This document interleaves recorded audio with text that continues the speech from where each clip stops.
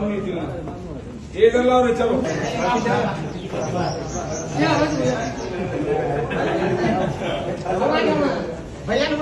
आम्ही आहे ना पाटील बाजूला आहे.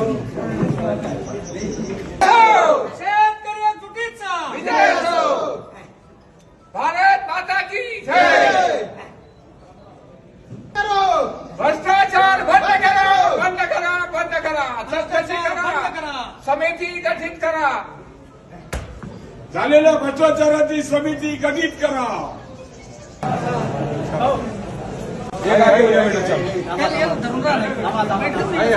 ते अक्षरशः आता पंचायत समितीमध्ये गाढव सोडण्याची वेळ आलेली की चालू असलेलं जे आंदोलन आहे त्याची कुठली या ठिकाणी दखल घेतली नाही. तसेच आजपर्यंत आपण बघतोय की रोजगार हमी योजना देखील या ठिकाणी नवीन मंजुऱ्या देखील चालू झाल्या नाही.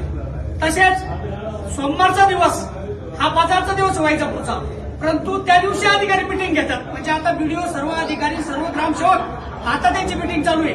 म्हणजे अनेक नागरिक या ठिकाणी आपण बघतोय आजूबाजूला इथं बसलेले त्यांचे कामं करण्यासाठी, परंतु त्यांच्या मिटिंगा चालू आहे त्याच्यामुळे नागरिक त्रस्त आहेत. असे अनेक प्रश्न या ठिकाणी हे शासन आणि प्रशासन सोडित नाही.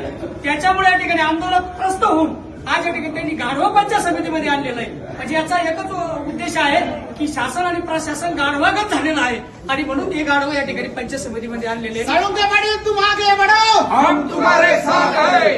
आणि जर यांना तात्काळ जागा आली नाही तर या ठिकाणी हे गाढवात आणि यांच्यात कुठलाही बदल नाही असं आपल्याला या ठिकाणी वाटतं. लोकांचे या ठिकाणी प्रश्न तात्काळ सुटले पाहिजे, नवीन मंजुरी या ठिकाणी दिल्या पाहिजे. आणि आतापर्यंत शेतकऱ्यांनी स्वतःच्या विहिरी खोदल्या, शेततळे खोदले, परंतु एकाचंही बिल या ठिकाणी आतापर्यंत पडलेलं नाही.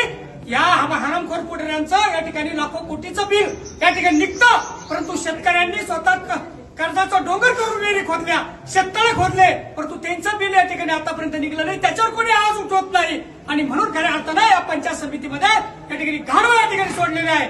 येणाऱ्या काळामध्ये जर शेतकऱ्यांना न्याय मिळाला नाही, जनसंघटनेला जर न्याय मिळाला नाही आणि या आंदोलनकर्त्याची या ठिकाणी जर दखल घेतली नाही तर या ठिकाणी जसे आज या पंचायत समिती आवारामध्ये जसे गाढवा आणले तसे ह्या गाढवावर जेव्हा हे सत्ताधारी आणि हे अधिकारी जेव्हा रोडवर येतील तेव्हा ह्या गाढवामध्ये या ठिकाणी रोडवरती या ठिकाणी ठोकल्या जाईल असं या ठिकाणी आवाहन करतो. थांबतो. शेतकरी